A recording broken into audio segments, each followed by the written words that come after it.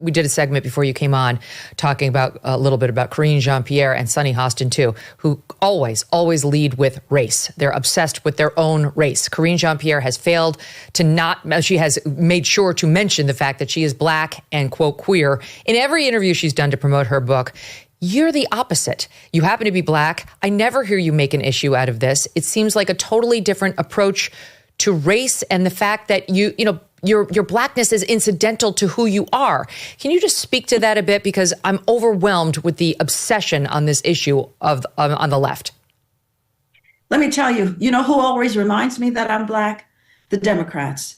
And it's in some racist form or other. And yet they're the ones who supposedly love black people more than Republicans. And they're supposed to love women more than Republicans. And apparently they're also supposed to love immigrants more than Republicans. Well, where is the love? Show me the love. Don't tell me you love me. Show me. But of course, we know it's not true.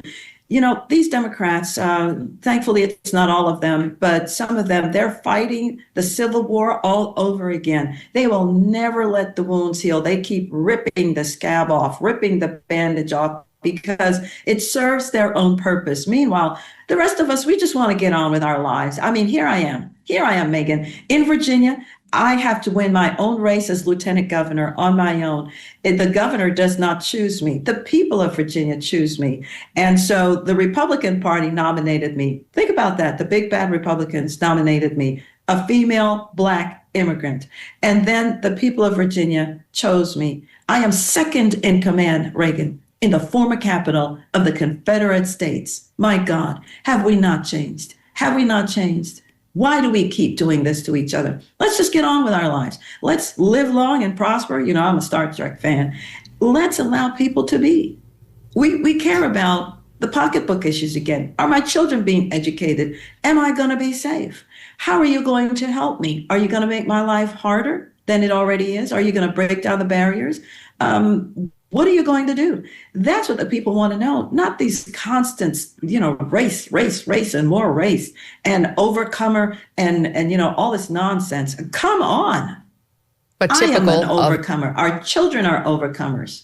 Typical of the left, however, the people who have been hurling racist insults at you have been leftists. We saw this sign at a rally held up by a leftist that reads, "Hey, Winsome, if trans can't share your bathroom, then blacks can't share my water fountain."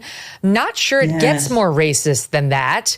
Then there was this leftist at a ball game the other day who offered the following. Forgive me for playing it. This guy's name is Scott Pogoric, and shouted that you should go back to Haiti, from which you do not hail, but let's just look at it. SOT 39.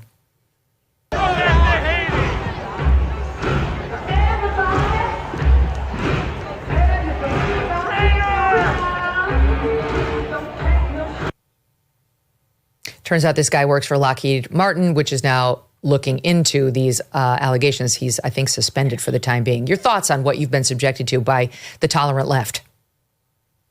It's not anything new to me, actually. When I first ran for office 20-some years ago, 2001, I ran for our House, and I was told the very same things back then. And in fact, I was called everything but a child of God. And all I was doing was running for office. And by the way, I had death threats back then, and they were so credible that my house and my phones were wired by the state police. I had children. And my mother called me from Jamaica and said, "They're going to kill you." And I said, "No, Mom, they don't do that in America." So, I've had the brunt of this. I even had to take a protective order out against my opponent's supporter. And he violated it and was subsequently jailed. And guess who his attorney was? My opponent. And so, You see, this is nothing new. I'm used to this. I'm back into politics after being gone for 20 years. And apparently we still need a whole lot of prayer, Megyn. So you're a woman running against a woman. Enter another woman, Mika Brzezinski, with this searing analysis. Take a listen to this one. SOT 35. It really is incredible when you have Abigail Spanberger, Mikey Sherrill, her background, all the different jobs that she has held in the military, and also like Alyssa Slotkin. I mean, my God, these women are incredible. And to them, I would say, fight fight, because we need them. I mean, this is something that a lot of Democrats are grappling with right now. Is they've nominated women 2 of the last 3 elections for the presidency, lost both. There are some who say, well, we can't do that again. The stakes are too high. But of course, that does fall into the same misogynistic trap. Other countries have no problem electing women. Your thoughts on how this applies to you, who she mentioned? Apparently, I'm not a woman. Is that right? Misogynists think that we're not I mean, Megyn, I know I'm a woman. Nobody has to tell me that. I know I'm a woman. I can spot a woman. I mean, this is nonsense. I mean, do they think that Republican women don't count?